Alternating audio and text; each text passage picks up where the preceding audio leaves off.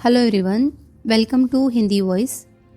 देहातों में साल के 6 महीने किसी न किसी उत्सव में ढोल मजीरा बजता रहता है। होली के 1 महीना पहले से 1 महीना बाद तक फाग उड़ती है। आषाढ़ लगते ही आल्हा शुरू हो जाता है और सावन भादों में कजलियाँ होती है। कजलियों के बाद रामायण गान होने लगता है। सेमरी भी अपवाद नहीं है। महाजन की धमकियाँ और कारिंदों की गोलियां इस समारोह में बाधा नहीं डाल सकती। घर में अनाज नहीं है, देह पर कपड़े नहीं है, गांठ में पैसे नहीं है, कोई परवाह नहीं। जीवन में आनंद वृत्ति तो दबाई नहीं जा सकती, हंसे बिना तो जिया नहीं जा सकता। यूँ तो होली में गाने बजाने का मुख्य स्थान नोखेराम की चौपाल थी। वही भंग बनती थी, वही रंग उड़ता था, वही नाच होता था। इस उत्सव में कारिंदा साहब के 10-5 रुपए खर्च हो जाते थे और किसमें यह सामर्थ्य थी कि अपने द्वार पर जलसा कराता। लेकिन अब की गोबर ने गांव के नवयुवकों को अपने द्वार पर खींच लिया है और नोखेराम की चौपाल खाली पड़ी है। गोबर के द्वार पर भंग घुट रही है, पान के बीड़े लग रहे हैं, रंग घुला जा रहा है, फर्श बिछा हुआ है, गाना हो रहा है और चौपाल में सन्नाटा छाया हुआ है। भंग रखी हुई है, पीसे कौन? ढोल मजीरा सब मौजूद है, पर गाए कौन? जिसे देखो गोबर के द्वार की ओर दौड़ा चला जा रहा है। यहाँ भंग में गुलाब जल और केसर और बादाम की बहार है। हाँ, शेर भर बादाम गोबर खुद लाया। पीते ही चोला तर हो जाता है, आंखें खुल जाती है। मेरा तमाकू लाया है, खास बिस्वा की, रंग में भी केवड़ा छोड़ा है। रुपए कमाना भी जानता है और खर्च करना भी जानता है। गाड़ कर रख लो तो कौन देखता है। धन की यही शोभा है। और केवल भंग ही नहीं है, जितने गाने वाले हैं सबका नेवता भी है। और गांव में न नाचने वालों की कमी है, न अभिनय करने वालों की। शोभा ही लंगड़ों की ऐसी नकल करता है कि क्या कोई करेगा। और बोली की नकल करने में तो उसका सानी नहीं है। जिसकी बोली कहो उसकी बोले, आदमी की भी जानवर की भी। गिरधर नकल करने में बेजोड़ है। वकील की नकल वह करे, पटवारी की नकल वह करे, थानेदार की, चपरासी की, सेठ की, सभी की नकल कर सकता है। हाँ, बेचारे के पास वैसा सामान नहीं है, मगर अब की गोबर ने उसके लिए सभी सामान मंगा दिया है और उसकी नकलें देखने जोग होगी। यह चर्चा इतनी फैली कि सांझ से ही तमाशा देखने वाले जमा होने लगे। आसपास के गांवों से दर्शकों की टोलियां आने लगी। 10 बजते बजते 3-4 हजार आदमी जमा हो गए। और जब गिरधर झिंगुरी सिंह का रूप भरे अपनी मंडली के साथ खड़ा हुआ तो लोगों को खड़े होने की जगह भी न मिल सकती थी। खलवाड़ सिर, वही बड़ी मूछे और वही तोन बैठे भोजन कर रहे हैं और पहली ठकुराइन बैठी पंखा जल रही है। ठकुराइन को रसिक नेत्रों से देखकर कहते हैं, अब भी तुम्हारे ऊपर वह जोबन है कि कोई जवान देख ले तो तड़प जाए। और ठकुराइन फूल कर कहती है, जभी तो नई नवेली लाए। उसे तो लाया हूँ तुम्हारी सेवा करने के लिए, वह तुम्हारी क्या बराबरी करेगी। छोटी बीबी यह वाक्य सुन लेती है और मुंह फुलाकर चली जाती है। दूसरे दृश्य में ठाकुर खाट पर लेटे हैं और छोटी बहू मुंह फेरे हुए जमीन पर बैठी है। ठाकुर बार बार उसका मुंह अपनी ओर फेरने की विफल चेष्टा करते कहते हैं, मुझसे क्यों रूठी हो मेरी लाडली? तुम्हारी लाडली जहाँ हो वहाँ जाओ, मैं तो लौंडी हूँ, दूसरों की सेवा टहल करने के लिए आई हूँ। तुम मेरी रानी हो, तुम्हारी सेवा टहल करने के लिए वह बुढ़िया है। पहली ठकुराइन सुन लेती है और झाड़ू लेकर घर में घुसती है और कई झाड़ू उन पर जमाती है। ठाकुर साहब जान बचाकर भागते हैं। फिर दूसरी नकल हुई, जिसमें ठाकुर ने 10 रुपए का दस्तावेज लिखकर 5 रुपए दिए। शेष नजराने और तहरीर और दस्तूरी और ब्याज में काट लिए। किसान आकर ठाकुर के चरण पकड़कर रोने लगता है। बड़ी मुश्किल से ठाकुर रुपए देने पर राजी होते हैं। जब कागज लिख जाता है और आसामी के हाथ में 5 रुपए रख दिए जाते हैं तो वह चकरा कर पूछता है, तो 5 ही है मालिक? 5 नहीं 10 है, घर जाकर गिनना। नहीं सरकार, 5 है। 1 रुपया नजराने का हुआ कि नहीं? हाँ सरकार। 1 तहरीर का? हाँ सरकार। 1 कागज का? हाँ सरकार। 1 दस्तूरी का? हाँ सरकार। 1 सूद का? हाँ सरकार। 5 नगद 10 हुए कि नहीं? हाँ सरकार। अब यह 5 मेरी ओर से रख लीजिए। कैसा पागल है सरकार। 1 रुपया छोटी ठकुराइन का नजराना है, 1 रुपया बड़ी ठकुराइन का, 1 रुपया ठकुराइन के पान खाने का, 1 बड़ी ठकुराइन के पान खाने का, बाकी बचा 1 वह आपकी करिया करम के लिए। इसी तरह नोखेराम और पटेश्वरी और दाता दीन की बारी बारी से सबकी खबर ली गई और फप्तियों में चाहे कोई नयापन न हो और नकलें पुरानी हो, लेकिन गिरधारी का ढंग ऐसा हास्यजनक था। दर्शक इतने सरल हृदय थे कि बेबात की बात में भी हंसते थे। रात भर बंडाइती होती रही और सताए हुए दिल कल्पना में प्रतिशोध पाकर प्रसन्न होते रहे। आखिरी नकल समाप्त हुई तो कौवे बोल रहे थे। सवेरा होते ही जिसे देखो उसी की जबान पर वही रात के गाने, वही नकल, वही फिक्रे। मुखिए तमाशा बन गए। जिधर निकलते हैं उधर ही 2-4 लड़के पीछे लग जाते हैं और वही फिक्रे कसते हैं। झिंगुरी सिंह तो दिल्लगीबाज आदमी थे, इसे दिल्लगी में लिया, मगर पटेश्वरी में चिढ़ने की बुरी आदत थी और पंडित दाता दीन तो इतने तुनक मिजाज थे कि लड़ने पर तैयार हो जाते थे। वह सबसे सम्मान पाने के आदी थे। कारिंदा की तो बात ही क्या, राय साहब तक उन्हें देखते ही सिर झुका देते थे। उनकी ऐसी हंसी उड़ाई जाए और अपने ही गांव में, यह उनके लिए असहाय था। अगर उनमें ब्रह्मा तेज होता तो इन दुष्टों को भस्म कर देते, ऐसा शाप देते कि सबके सब भस्म हो जाते।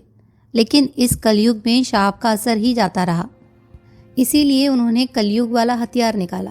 होरी के द्वार पर आए और आंखें निकाल कर बोले, क्या आज भी तुम काम करने न चलोगे होरी? अब तो तुम अच्छे हो गए हो, मेरा कितना हरज हो गया ये तुम नहीं सोचते। गोबर देर में सोया था, अभी अभी उठा था और आंखें मलता हुआ बाहर आ रहा था कि दाता दीन की आवाज कान में पड़ी। पालागन करना तो दूर रहा, उल्टे और हिकड़ी दिखाकर बोला, अब वह तुम्हारी मजूरी न करेंगे, हमें अपनी उग भी तो बोनी है। दाता दीन ने सुरती फाँकते हुए कहा, काम कैसे नहीं करेंगे? साल के बीच में काम नहीं छोड़ सकते, जेठ में छोड़ना ही छोड़ दो, करना हो करे, उसके पहले नहीं छोड़ सकते। गोबर ने जमाई लेकर कहा, उन्होंने तुम्हारी गुलामी नहीं लिखी है, जब तक इच्छा थी काम किया, अब नहीं इच्छा नहीं करेंगे, इसमें कोई जबरदस्ती नहीं कर सकता। तो होरी काम नहीं करेंगे ना? तो हमारे रुपए सूद समेत दे दो। 3 साल का सूद होता है 100 रुपया, असल मिलाकर 200 होते हैं। समझा था 3 रुपए महीने सूद में कट जाएंगे, लेकिन तुम्हारी इच्छा नहीं है तो मत करो। मेरे रुपए दे दो, धन्ना सेठ बनते हो तो धन्ना सेठ का काम करो।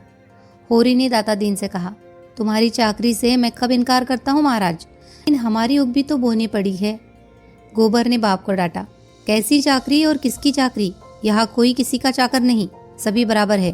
अच्छी दिल लगी है, किसी को 100 रुपए उधार दे दिए और उसे सूद में जिंदगी भर काम लेते रहे। मूल जो का त्यों, यह महाजनी नहीं है, खून चूसना है। तो रुपए दे दो भैया, लड़ाई काहे की? मैं आने रुपए ब्याज लेता हूँ, तुम्हें गांव घर का समझकर आधा आने रुपए पर दिया था।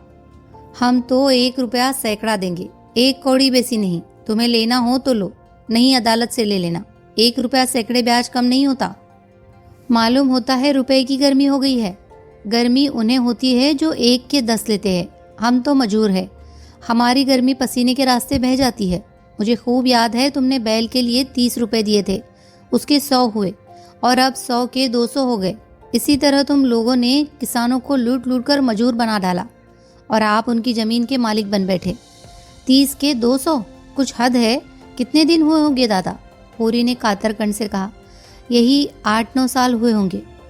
गोबर ने छाती पर हाथ रखकर कहा, 9 साल में 30 के 200, 1 रुपए के हिसाब से कितना होता है?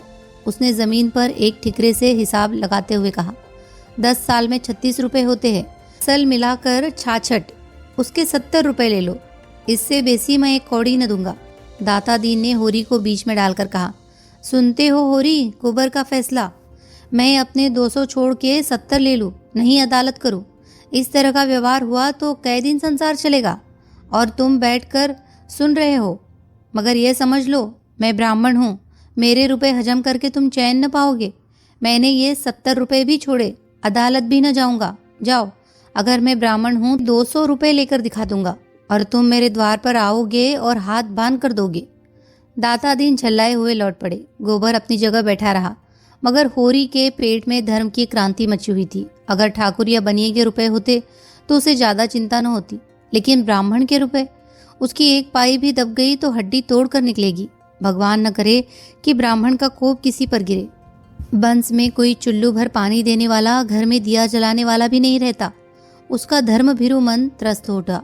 उसने दौड़कर पंडित जी के चरण पकड़ लिए और आर्त स्वर में बोला, महाराज, जब तक मैं जीता हूँ तुम्हारी एक एक पाई चुकाऊंगा। लड़के की बातों पर मत जाओ, मामला तो हमारे तुम्हारे बीच में हुआ है। वह कौन होता है? दाता दीन जरा नरम पड़े। जरा इसकी जबरदस्ती देखो, कहता है 200 के 70 लो या अदालत जाओ। अभी अदालत की हवा नहीं खाई है। जब भी एक बार किसी के पाले पड़ जाएंगे तो फिर यह ताव न रहेगा। 4 दिन शहर में क्या रहे, तानाशाह हो गए। मैं तो कहता हूँ महाराज, मैं तुम्हारी एक एक पाई चुकाऊंगा। तो कल से हमारे यहाँ काम करने आना पड़ेगा। अपनी उग बोना है महाराज, नहीं तुम्हारा ही काम करता। दाता दीन चले गए तो गोबर ने तिरस्कार की आंखों से देखकर कहा, गए थे देवता को मनाने, तुम्ही लोगों ने तो इन सबों का मिजाज बिगाड़ दिया है। 30 रुपए दिए, अब 200 रुपए लेगा और डांट ऊपर से बताएगा और तुमसे मजूरी कराएगा और काम कराते कराते मार डालेगा। होरी ने अपने विचार में सत्य का पक्ष लेकर कहा, हाथ से न छोड़ना चाहिए बेटा, अपनी अपनी करनी अपने साथ है। हमने जिस ब्याज पर रुपए लिए वो तो देने ही पड़ेंगे। फिर ब्राह्मण ठहरे, इनका पैसा हमें पचेगा? ऐसा माल तो इन्हें लोगों को पचता है। गोबर ने त्योरियां चढ़ाई, नीति छोड़ने को कौन कह रहा है और कौन कह रहा है कि ब्राह्मण का पैसा दबा लो। मैं तो ये कहता हूँ कि इतना सूद नहीं देंगे। बैंक वाले 12 आने सूद लेते हैं, तुम 1 रुपया ले लो और क्या किसी को लूट लोगे? उनका रोया जो दुखी होगा हुआ करे, उनके दुखी होने के डर से हम बिल क्यों खो दे? बेटा, जब तक मैं जीता हूँ मुझे अपने रास्ते चलने दो। जब मैं मर जाऊँ तो तुम्हारी जो इच्छा हो वह करना, तो फिर तुम ही देना। मैं तो अपने हाथों अपने पाँव पर कुल्हाड़ी न मारूंगा। मेरा गधापन था कि तुम्हारे बीच में बोला, तुमने खाया है तुम भरो, मैं क्यों अपनी जान दूं? ये कहता हुआ गोबर भीतर चला गया। झुनिया ने पूछा, आज सवेरे सवेरे दादा से क्यों उलझ पड़े? गोबर ने सारा वृत्तांत कह सुनाया और अंत में बोला, इनके ऊपर ऋण का बोझ इसी तरह बढ़ता जाएगा, मैं कहाँ तक भरूंगा? उन्होंने कमा कमा कर दूसरों का घर भरा है, मैं क्यों उनकी खोदी हुई खंदक में गिरूं? इन्होंने मुझसे पूछ कर कर्ज नहीं लिया, न मेरे लिए लिया, मैं उसका देनदार नहीं हूँ। उधर मुखियों में गोबर को नीचा दिखाने के लिए षड्यंत्र रचा जा रहा था। यह लौंडा शिकंजे में न कसा गया तो गांव में उधम मचा देगा। प्यादे से फर्जी हो गया है ना, टेढ़े तो चलेगा ही। जाने कहाँ से इतना कानून सीख आया है, कहता है रुपए सैकड़े सूद से बेसी न दूंगा, लेना हो लो, नहीं अदालत जाओ। रात इतने सारे गांव के लौंडों को बटोर कर कितना अनर्थ किया, लेकिन मुखियों में भी ईर्ष्या की कमी न थी। सभी अपने बराबर वालों के परिहास पर प्रसन्न थे। पटेश्वरी और नोखेराम में बातें हो रही थी। पटेश्वरी ने कहा, मगर सबों को घर घर की रत्ती रत्ती का हाल मालूम है। झिंगुरी सिंह को तो सबों ने ऐसा रगेदा कि कुछ न पूछो। दोनों ठकुराइनों की बातें सुन सुनकर लोग हंसी के मारे लौट गए। नोखेराम ने ठट्टा मारकर कहा, मगर नकल सच्ची थी। मैंने कई बार उनकी छोटी बेगम को द्वार पर खड़े लौंडों से हंसी करते देखा है, और बड़ी रानी काजल और सेंदूर और महावर लगाकर जवान बनी रहती है। दोनों में रात दिन चिड़ी रहती है। झिंगुरी पक्का बेहया है, कोई दूसरा होता तो पागल हो जाता।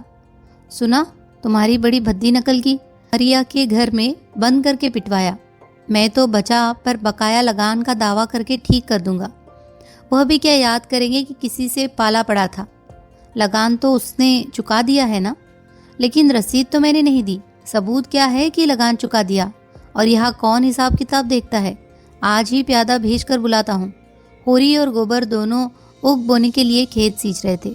अब की ऊख की खेती होने की आशा तो थी नहीं, इसीलिए खेत परती पड़ा हुआ था। अब बैल आ गए हैं तो क्यों न बोई जाए। मगर दोनों जैसे 36 बने हुए थे, न बोलते थे न ताकते थे।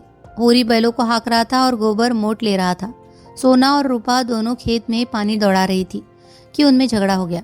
विवाद का विषय यह था कि झिंगुरी सिंह की छोटी ठकुराइन पहले खुद खाकर पति को खिलाती है या पति को खिलाकर तब खुद खाती है। सोना कहती थी पहले वो खुद खाती है। रूपा का मत इसके प्रतिकूल था। रूपा ने जिरह की, अगर वह पहले खाती है तो क्यों मोटी नहीं है? ठाकुर क्यों मोटे हैं? अगर ठाकुर उन पर गिर पड़े तो ठकुराइन पिस जाए। सोना ने प्रतिवाद किया, तू समझती है अच्छा खाने से लोग मोटे हो जाते हैं। अच्छा खाने से लोग बलवान होते हैं, मोटे नहीं। मोटे होते हैं घास पात खाने से। तो ठकुराइन ठाकुर से बलवान है और क्या। अभी उस दिन दोनों में लड़ाई हुई तो ठकुराइन ने ठाकुर को ऐसा ढकेला कि उनके घुटने फूट गए। तो तू भी पहले आप खाकर तब जीजा को खिलाएगी और क्या। अम्मा तो पहले दादा को खिलाती है, तभी तो जब देखो तब दादा डांट देते हैं, मैं बलवान होकर अपने मर्द को काबू में रखूंगी। तेरा मर्द तुझे पीटेगा, तेरी हड्डी तोड़ कर रख देगा। रूपा रुआसी होकर बोली। क्यों पीटेगा? मैं मार खाने का काम ही न करूंगी। वह कुछ न सुनेगा। तूने जरा भी कुछ कहा और वह मार चलेगा। मारते मारते तेरी खाल उधेड़ देगा। रूपा ने बिगड़कर सोना की साड़ी दांतों से फाड़ने की चेष्टा की और असफल होने पर चुटकियां काटने लगी। सोना ने और चिढ़ाया, वह तेरी नाक भी काट लेगा। इस पर रूपा ने बहन को दांत से काट खाया। सोना की बाह लहुआ गई। उसने रूपा को जोर से ढकेल दिया। वह गिर पड़ी और उठकर रोने लगी। सोना भी दांतों के निशान देखकर रो पड़ी। उन दोनों का चिल्लाना सुनकर गोबर गुस्से से भरा हुआ आया और दोनों को दो दो गुस्से जड़ दिए। दोनों रोती हुई निकलकर घर चली गई। सिंचाई का काम रुक गया। इस पर पिता पुत्र में एक झड़प हो गई। होरी ने पूछा, पानी कौन चलाएगा? दौड़े दौड़े गए, दोनों को भगाए। अब जाकर मना क्यों नहीं लाते? तुम्ही ने इन सबों को बिगाड़ रखा है। इस तरह मारने से और निर्लज्ज हो जाएगी। 2 जून खाना बंद कर दो, आप ठीक हो जाए। मैं उनका बाप हूँ, कसाई नहीं हूँ। पाँव में एक बार ठोकर लग जाने के बाद किसी कारण से बार बार ठोकर लगती है और कभी कभी अंगूठा पक जाता है, महीनों कस देता है। पिता और पुत्र के सद्भाव को आज उसी तरह की चोट लग गई थी और उस पर यह तीसरी चोट पड़ी। गोबर ने घर जाकर झुनिया को खेत में पानी देने के लिए साथ लिया। झुनिया बच्चे को लेकर खेत में आ गई। धनिया और उसकी दोनों बेटियां बैठी ताकती रही। माँ को भी गोबर की यह उद्दंडता बुरी लगती थी। रूपा को मारता तो वह बुरा न मानती, मगर जवान लड़की को मारना यह उसके लिए असहाय था। आज ही रात को गोबर ने लखनऊ लौट जाने का निश्चय कर लिया। यहाँ अब वह नहीं रह सकता। जब घर में उसकी कोई पूछ नहीं है तो वह क्यों रहे? वह लेन देन के मामले में बोल नहीं सकता। लड़कियों को जरा मार दिया तो लोग ऐसे जामे के बाहर हो गए मानो वह बाहर का आदमी है। इस सराय में वह न रहेगा। दोनों भोजन करके बाहर आए कि नोखेराम के प्यादे ने आकर कहा, चलो कारिंदा साहब ने बुलाया है। होरी ने गर्व से कहा, रात को क्यों बुलाते हैं? मैं तो बाकी दे चुका हूँ। प्यादा बोला, मुझे तो तुम्हें बुलाने का हुक्म मिला है। जो कुछ अर्ज करना हो वही चल कर करना। होरी की इच्छा न थी मगर जाना पड़ा। गोबर विरक्त सा बैठा रहा। आधा घंटे में होरी लौटा और चिलम भरकर पीने लगा। अब गोबर से न रहा गया। पूछा, किस मतलब से बुलाया था? होरी ने भर्राई हुई आवाज में कहा, मैंने पाई पाई लगान चुका दिया। वह कहते हैं तुम्हारे ऊपर 2 साल का बाकी है। अभी उस दिन मैंने ऊख बेची तो 25 रुपये वही उनको दे दिए और आज वह 2 साल का बाकी निकालते हैं। मैंने कह दिया मैं एक ढेला न दूंगा। गोबर ने पूछा, तुम्हारे पास रसीद होगी? रसीद कहाँ देते हैं? तुम बिना रसीद लिए रुपए देते ही क्यों हो? मैं क्या जानता था ये लोग बेईमानी करेंगे। यह सब तुम्हारी करनी का फल है। तुमने रात को उनकी हंसी उड़ाई, यह उसी का दंड है। पानी में रहकर मगर से बैर नहीं किया जाता। सूद लगाकर 70 रुपये बाकी निकाल दिए। ये किसके घर से आएंगे? गोबर ने सफाई देते हुए कहा, तुमने रसीद ले ली होती तो मैं लाख उनकी हंसी उड़ाता, तुम्हारा बाल भी पाका न कर सकते थे। समझ में नहीं आता कि लेन देन में तुम सावधानी से काम क्यों नहीं लेते। यो रसीद नहीं देते तो डाक से रुपया भेजो, यही तो होगा। 1 रुपया महसूल पड़ जाएगा। इस तरह की धांधली तो न होगी। तुमने यह आग न लगाई होती तो कुछ न होता। अब तो सभी मुखिया बिगड़े हैं, बेदखली की धमकी दे रहे हैं। जाने कैसे बेड़ा पार लगेगा। मैं जाकर उनसे पूछता हूँ। तुम जाकर और आग लगा दोगे? अगर आग लगानी पड़ेगी तो आग लगा दूंगा। यह बेदखली करते हैं करे। मैं उनके हाथ में गंगा जली रखकर अदालत में कसम खिलवाऊंगा। तुम दुम दबाकर बैठे रहो, मैं इसके पीछे जान लड़ा दूंगा। मैं किसी का एक पैसा दबाना नहीं चाहता, न अपना एक पैसा खोना चाहता हूँ। वह उसी वक्त उठा और नोखेराम की चौपाल में जा पहुंचा। देखा तो सभी मुखिया लोगों का कैबिनेट बैठा हुआ है। गोबर को देखकर सबके सब सतर्क हो गए। वातावरण में षड्यंत्र की सी कुंठा भरी हुई थी। गोबर ने उत्तेजित कंठ से पूछा, ये क्या बात है कारिंदा साहब कि आपको दादा ने हाल तक का लगान चुकता कर दिया और आप अभी 2 साल का बाकी निकाल रहे हैं? ये कैसा गोलमाल है? नोखेराम ने मसनद पर लेटकर रोब जब दिखाते हुए कहा, जब तक हो रही है मैं तुमसे लेन देन की कोई बातचीत नहीं करना चाहता। गोबर ने आहत स्वर में कहा, तो मैं घर में कुछ नहीं हूँ? तुम अपने घर में सब कुछ होंगे, यहाँ तुम कुछ नहीं हो। अच्छी बात है, आप बेदखली दायर कीजिए। मैं अदालत में तुमसे गंगा जली उठवा कर रुपये दूंगा। इसी गांव से 100 शहादतें दिलाकर साबित कर दूंगा कि तुम रसीद नहीं देते, सीधे साधे किसान हैं, कुछ बोलते नहीं। तो तुमने समझ लिया कि सब काट के उल्लू है। राय साहब वही रहते हैं जहां मैं रहता हूँ। गांव के सब लोग उन्हें हवा समझते होंगे, मैं नहीं समझता। रत्ती रत्ती हाल कहूँगा और देखूंगा। तुम कैसे मुझसे दोबारा रुपए वसूल कर लेते हो? उसकी वाणी में सत्य का बल था। डरपोक प्राणियों में सत्य भी गूंगा हो जाता है। वही सीमेंट जो ईंट पर चढ़कर पत्थर हो जाता है, मिट्टी पर चढ़ा दिया जाए तो मिट्टी हो जाएगा। गोबर की निर्भीक स्पष्टवादिता ने उस अनीति के बख्तर को बेद डाला, जिससे सज्जित होकर नोखेराम की दुर्बल आत्मा अपने को शक्तिमान समझ रही थी। नोखेराम ने जैसे कुछ याद करने का प्रयास करके कहा, तुम इतना गर्म क्यों हो रहे हो? इसमें गर्म होने की कौन बात है? अगर होरी ने रुपए दिए हैं तो कहीं न कहीं तो टाके गए होंगे। मैं कल कागज निकाल कर देखूंगा। अब मुझे कुछ याद आ रहा है कि शायद होरी ने रुपए दिए थे। तुम निशा खातिर रहो, रुपए यहाँ आ गए हैं तो कहीं जा नहीं सकते।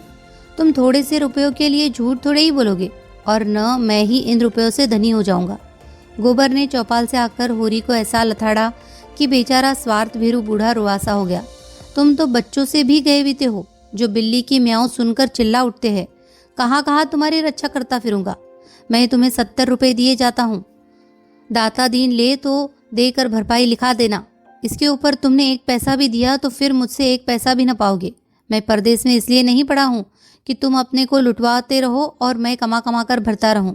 मैं कल चला जाऊंगा, लेकिन इतना कह देता हूँ, किसी से 1 पैसा उधार मत लेना और किसी को कुछ मत देना। मंगरू, दुलारी, दातादीन सभी से 1 रुपया सैकड़े सूद कराना होगा। धनिया भी खाना खाकर बाहर निकल आई थी। बोली, अभी क्यों जाते हो बेटा? 2-4 दिन और रहकर ऊख की बोनी करा लो और कुछ लेन देन का हिसाब भी ठीक कर लो तो जाना। गोबर ने शान जमाते हुए कहा, मेरा 2-3 रुपए रोज का घाटा हो रहा है, यह भी समझती हो?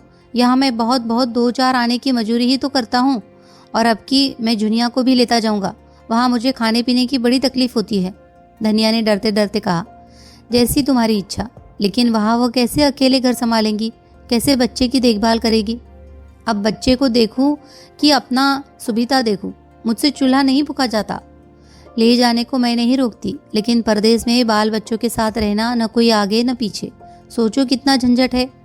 परदेश में संगी साथी निकल ही आते हैं अम्मा, और यह तो स्वार्थ का संसार है। जिसके साथ 4 पैसे का गम खाओ वही अपना। खाली हाथ तो माँ बाप भी नहीं पूछते। धनिया कटाक्ष समझ गई। उसके सिर से पांव तक आग लग गई।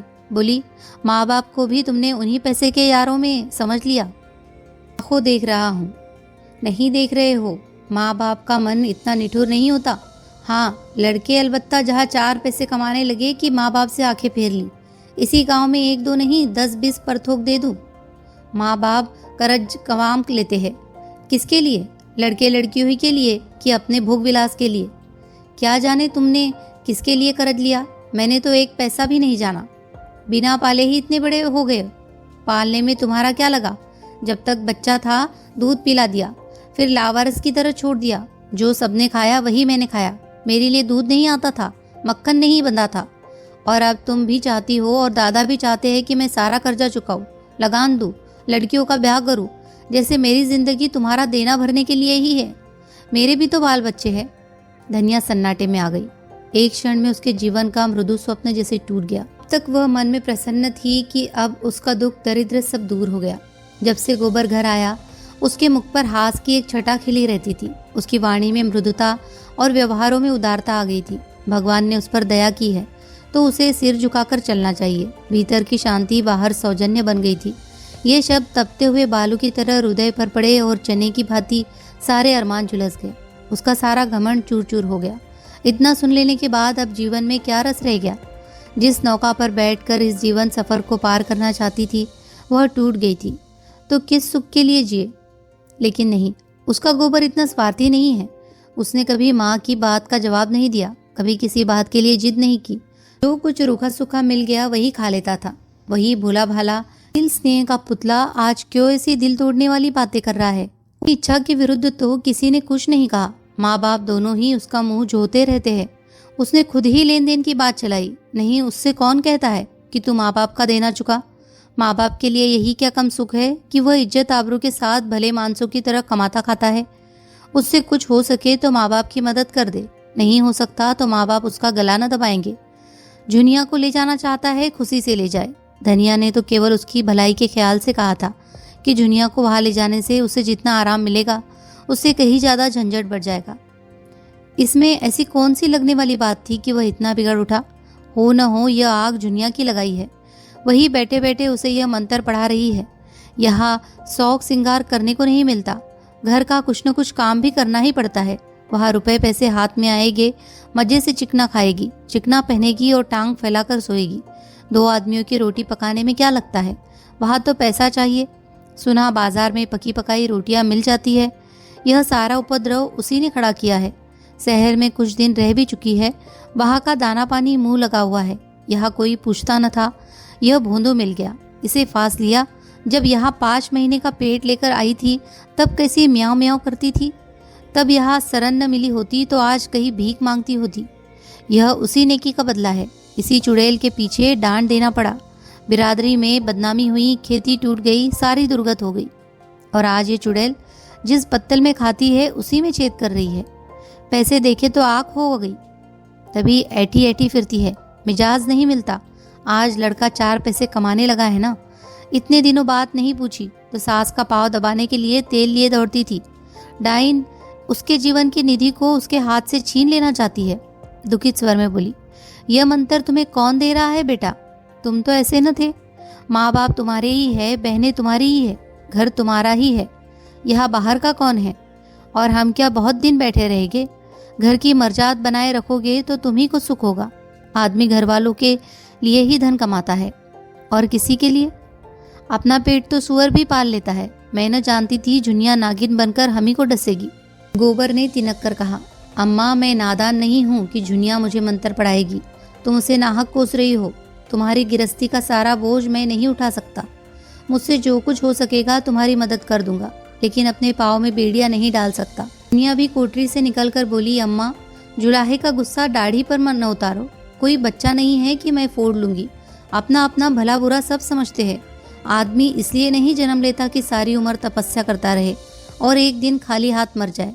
सब जिंदगी का कुछ सुख चाहते हैं। सबकी लालसा होती है कि हाथ में 4 पैसे हो। धनिया ने दांत पीसकर कहा, अच्छा जुनिया, बहुत ज्ञान न बगार। अब तू भी अपना भला बुरा सोचने जो हो गई है। जब यहाँ आकर मेरे पैरों पर सिर रखे रो रही थी तब अपना भला बुरा नहीं सूझा था। उस घड़ी हम भी अपना भला बुरा सोचने लगते तो आज तेरा कहीं पता न होता। इसके बाद संग्राम छिड़ गया।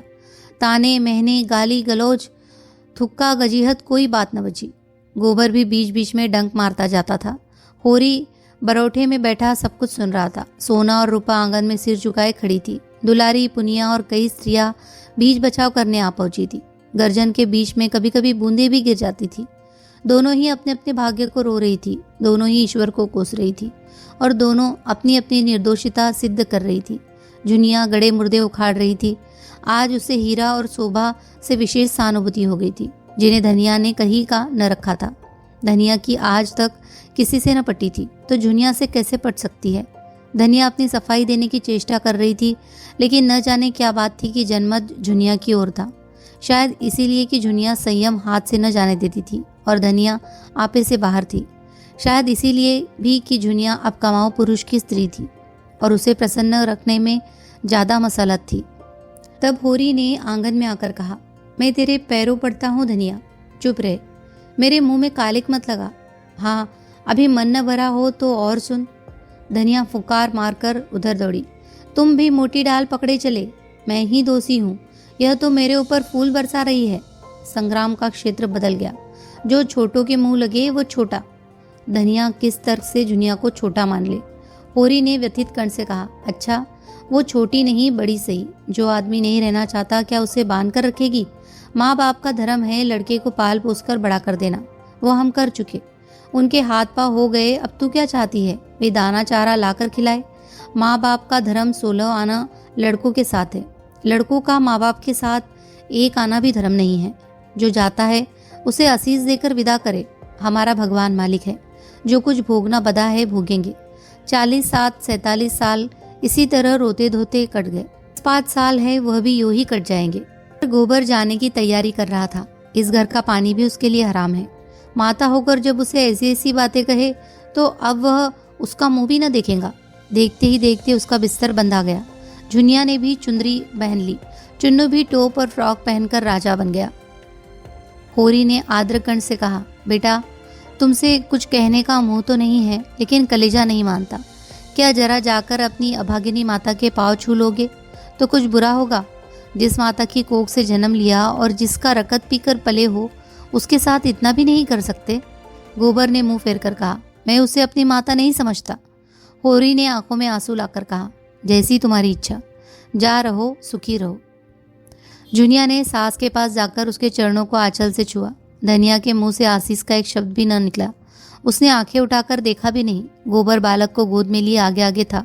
जुनिया बिस्तर बगल में दबाए एक चमार का लड़का संदूक लिए था। गांव के कई स्त्री पुरुष गोबर को पहुंचाने गांव के बाहर तक आए और धनिया बैठी रो रही थी, जैसे कोई उसके हृदय को आरे से चीर रहा हो। उसका मातृत्व उस घर के समान हो रहा था जिसमें आग लग गई हो और सब कुछ भस्म हो गया हो। बैठकर रोने के लिए भी स्थान न बचा हो।